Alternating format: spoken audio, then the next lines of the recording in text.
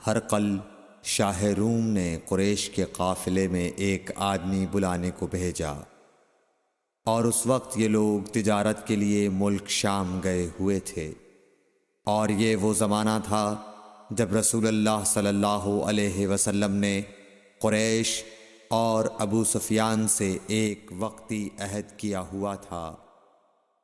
جب ابو سفیان اور دوسرے لوگ ہرقل کے پاس ایلیا پہنچے جہاں ہرقل نے دربار طلب کیا تھا، اس کے گرد روم کے بڑے بڑے لوگ، علماء، وزراء و امراء بیٹھے ہوئے تھے۔ ہرقل نے ان کو اور اپنے ترجمان کو بلوایا، پھر ان سے پوچھا کہ تم میں سے کون شخص مدعی رسالت کا زیادہ قریبی عزیز ہے؟ ابو سفیان کہتے ہیں کہ میں بول اٹھا کہ میں اس کا سب سے زیادہ قریبی رشتہ دار ہوں۔ یہ سن کر ہرقل نے حکم دیا کہ اس ابو سفیان کو میرے قریب لا کر بٹھاؤ اور اس کے ساتھیوں کو اس کی پیٹھ کے پیچھے بٹھا دو۔ پھر اپنے ترجمان سے کہا کہ ان لوگوں سے کہہ دو کہ میں ابو سفیان سے اس شخص یعنی محمد صلی اللہ علیہ وسلم کے حالات پوچھتا ہوں، اگر یہ مجھ سے کسی بات میں جھوٹ بول دے تو تم اس کا جھوٹ ظاہر کر دینا۔ ابو سفیان کا قول ہے کہ خدا کی قسم، اگر مجھے یہ غیرت نہ آتی کہ یہ لوگ مجھ کو جھٹلائیں گے تو میں آپ صلی اللہ علیہ وسلم کی نسبت ضرور غلط گوئی سے کام لیتا۔ خیر، پہلی بات جو ہرقل نے مجھ سے پوچھی وہ یہ کہ اس شخص کا خاندان تم لوگوں میں کیسا ہے؟ میں نے کہا وہ تو بڑے اونچے عالی نسب والے ہیں۔ کہنے لگا اس سے پہلے بھی کسی نے تم لوگوں میں ایسی بات کہی تھی؟ میں نے کہا نہیں۔ کہنے لگا اچھا اس کے بڑوں میں کوئی بادشاہ ہوا ہے؟ میں نے کہا نہیں۔ پھر اس نے کہا بڑے لوگوں نے اس کی پیروی اختیار کی ہے یا کمزوروں نے؟ میں نے کہا نہیں، کمزوروں نے۔ پھر کہنے لگا اس کے تابعدار روز بڑھتے جاتے ہیں یا کوئی ساتھی پھر بھی جاتا ہے؟ میں نے کہا نہیں۔ کہنے لگا کیا اپنے اس دعوی نبوت سے پہلے کبھی کسی بھی موقع پر اس نے جھوٹ بولا ہے؟ میں نے کہا نہیں، اور اب ہماری اس سے صلح کی ایک مقررہ مدت ٹھہری ہوئی ہے، معلوم نہیں وہ اس میں کیا کرنے والا ہے۔ ابو سفیان کہتے ہیں میں اس بات کے سوا اور کوئی جھوٹ اس گفتگو میں شامل نہ کر سکا۔ ہرقل نے کہا کیا تمہاری اس سے کبھی لڑائی بھی ہوئی ہے؟ ہم نے کہا کہ ہاں۔ بولا پھر تمہاری اور اس کی جنگ کا کیا حال ہوتا ہے؟ میں نے کہا لڑائی ڈول کی طرح ہے، کبھی وہ ہم سے میدان جنگ جیت لیتے ہیں اور کبھی ہم ان سے جیت لیتے ہیں۔ ہرقل نے پوچھا وہ تمہیں کس بات کا حکم دیتا ہے؟ میں نے کہا وہ کہتا ہے کہ صرف ایک اللہ ہی کی عبادت کرو، اس کا کسی کو شریک نہ بناؤ، اور اپنے باپ دادا کی شرک کی باتیں چھوڑ دو، اور ہمیں نماز پڑھنے، سچ بولنے، پرہیزگاری اور صلہ رحمی کا حکم دیتا ہے۔ یہ سب سن کر پھر ہرقل نے اپنے ترجمان سے کہا کہ ابو سفیان سے کہہ دے کہ میں نے تم سے اس کا نسب پوچھا تو تم نے کہا کہ وہ ہم سے عالی نسب ہے، اور پیغمبر اپنی قوم میں عالی نسب ہی بھیجے جایا کرتے ہیں۔ میں نے تم سے پوچھا کہ دعوی نبوت کی یہ بات تمہارے اندر اس سے پہلے کسی اور نے بھی کہی تھی؟ تو تم نے جواب دیا کہ نہیں۔ تب میں نے اپنے دل میں کہا کہ اگر یہ بات اس سے پہلے کسی اور نے کہی ہوتی تو میں سمجھتا کہ اس شخص نے بھی اسی بات کی تقلید کی ہے جو پہلے کہی جا چکی ہے۔ میں نے تم سے پوچھا کہ اس کے بڑوں میں کوئی بادشاہ بھی گزرا ہے؟ تو تم نے کہا کہ نہیں۔ تو میں نے دل میں کہا کہ ان کے بزرگوں میں سے کوئی بادشاہ ہوا ہوگا تو کہہ دوں گا کہ وہ شخص اس بہانے اپنے آباء و اجداد کی بادشاہت اور ان کا ملک دوبارہ حاصل کرنا چاہتا ہے۔ اور میں نے تم سے پوچھا کہ اس بات کے کہنے یعنی پیغمبری کا دعویٰ کرنے سے پہلے تم نے کبھی اس کو دروغ گوئی کا الزام لگایا ہے؟ تم نے کہا کہ نہیں۔ تو میں نے سمجھ لیا کہ جو شخص آدمیوں کے ساتھ دروغ گوئی سے بچے وہ اللہ کے بارے میں کیسے جھوٹی بات کہہ سکتا ہے۔ اور میں نے تم سے پوچھا کہ بڑے لوگ اس کے پیرو ہوتے ہیں یا کمزور آدمی؟ تم نے کہا کمزوروں نے اس کی اتباع کی ہے۔ تو دراصل یہی لوگ پیغمبروں کے متبعین ہوتے ہیں۔ اور میں نے تم سے پوچھا کہ اس کے ساتھی بڑھ رہے ہیں یا کم ہو رہے ہیں؟ تم نے کہا کہ وہ بڑھ رہے ہیں، اور ایمان کی کیفیت یہی ہوتی ہے حتیٰ کہ وہ کامل ہو جاتا ہے۔ اور میں نے تم سے پوچھا کہ آیا کوئی شخص اس کے دین سے ناخوش ہو کر مرتد بھی ہو جاتا ہے؟ تم نے کہا نہیں۔ تو ایمان کی خاصیت بھی یہی ہے، جن کے دلوں میں اس کی مسرت رچ بس جائے وہ اس سے لوٹا نہیں کرتے۔ اور میں نے تم سے پوچھا کہ آیا وہ کبھی عہد شکنی کرتے ہیں؟ تم نے کہا نہیں۔ پیغمبروں کا یہی حال ہوتا ہے، وہ عہد کی خلاف ورزی نہیں کرتے۔ اور میں نے تم سے کہا کہ وہ تم سے کس چیز کے لیے کہتے ہیں؟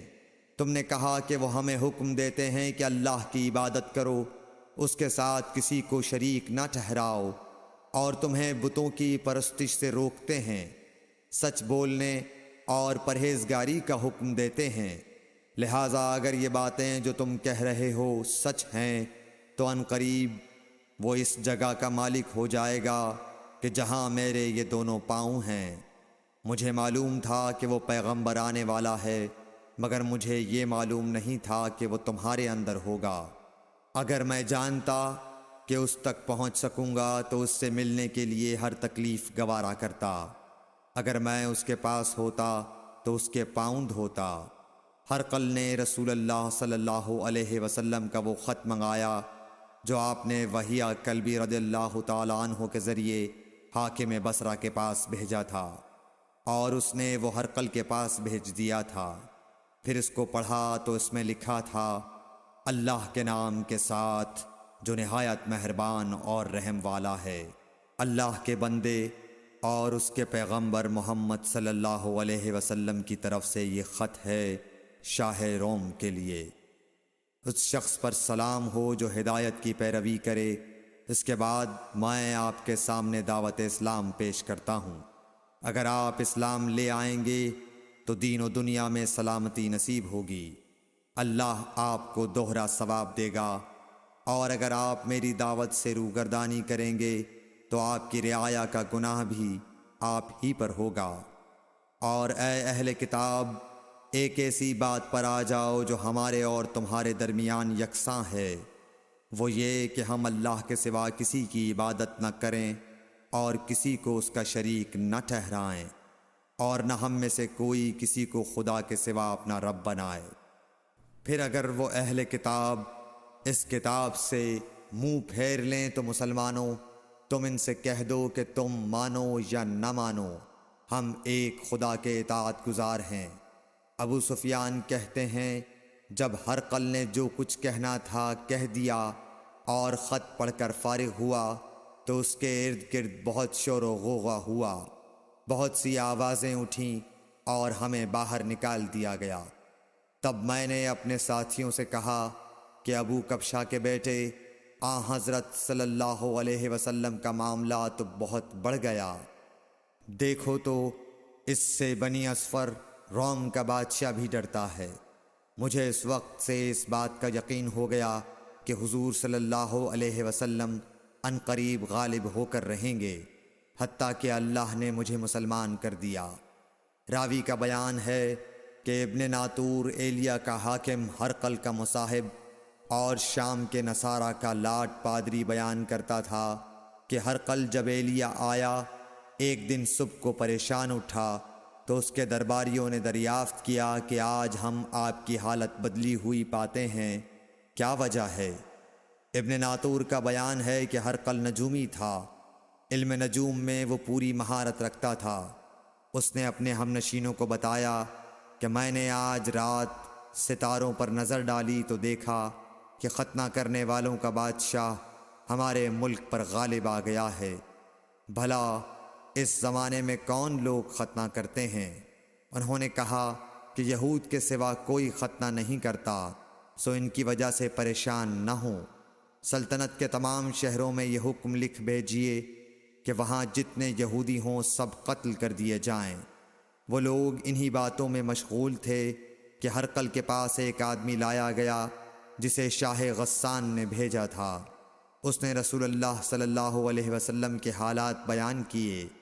جب ہرقل نے سارے حالات سن لیے تو کہا کہ جا کر دیکھو وہ ختنہ کیے ہوئے ہے یا نہیں۔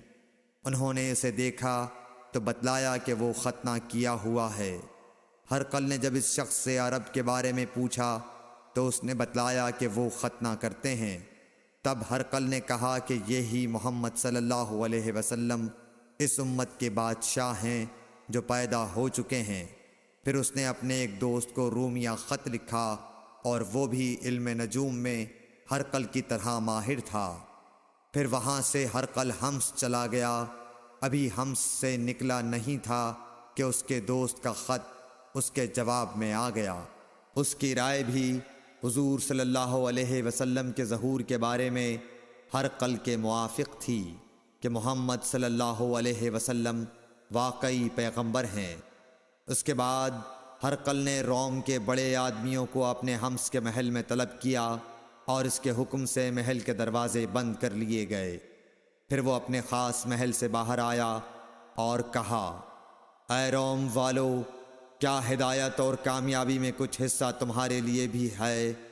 اگر تم اپنی سلطنت کی بقا چاہتے ہو تو پھر اس نبی صلی اللہ علیہ وسلم کی بیعت کر لو اور مسلمان ہو جاؤ۔ یہ سننا تھا کہ پھر لوگ وحشی گدھوں کی طرح دروازوں کی طرف دوڑے مگر انہیں بند پایا۔ آخر جب ہرقل نے اس بات سے ان کی یہ نفرت دیکھی اور ان کے ایمان لانے سے مایوس ہو گیا تو کہنے لگا کہ ان لوگوں کو میرے پاس لاؤ۔ جب وہ دوبارہ آئے تو اس نے کہا، میں نے جو بات کہی تھی اس سے تمہاری دینی پختگی کی آزمائش مقصود تھی، سو وہ میں نے دیکھ لی۔ تب یہ بات سن کر وہ سب کے سب اس کے سامنے سجدے میں گر پڑے اور اس سے خوش ہو گئے۔ بالآخر ہرقل کی آخری حالت یہی رہی۔ صحیح بخاری حدیث نمبر 7۔